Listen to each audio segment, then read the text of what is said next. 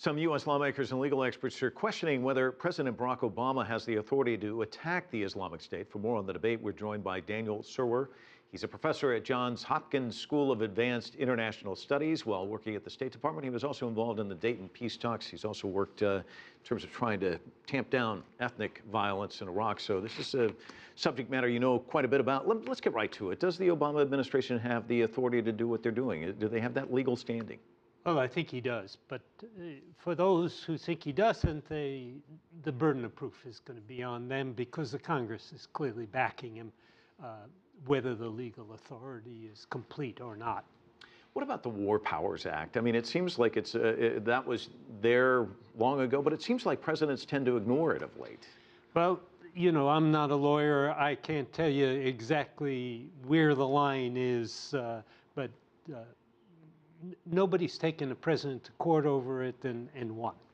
What about the sovereignty of countries? I mean, there are some people who are questioning, as we said, legal experts saying, you know, for the United States to take actions, you know, these drone attacks in Somalia, Pakistan, Yemen, now to go into Syria, some of these sovereign countries without authorization, and yet the United States tends to look askance when other countries tend to do that sort of thing, Russia, for example. Well, that's right. The United States regards itself as being entitled to defend its citizens wherever it needs to take action to defend them. Russia's case is a little bit different. They're claiming not to defend their citizens in Ukraine, but to defend Russian speakers, and that's quite an important distinction, it seems to me. But there is a problem here, and that is that if it's right for one, it can be right for many.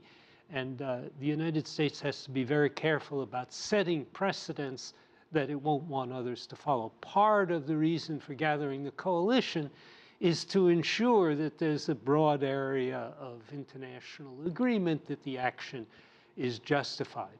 Clearly, people are feeling it's completely justified in Iraq, where there's a government that has invited it.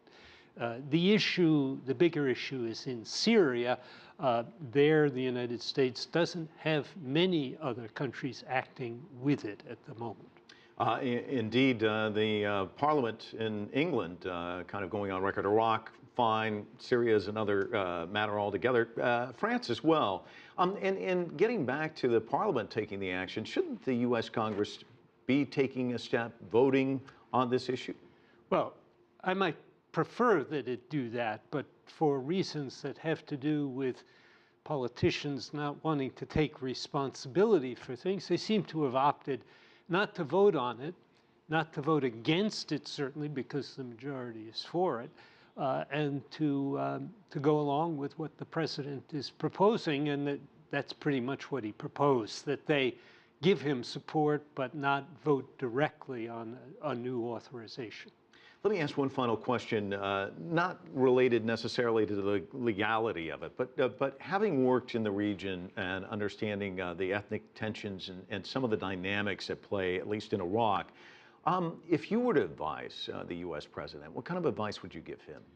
Well, my advice would be start thinking now about what you're going to do when you win. Because in the end, we will win this fight militarily. We'll eliminate a lot of people in the Islamic State.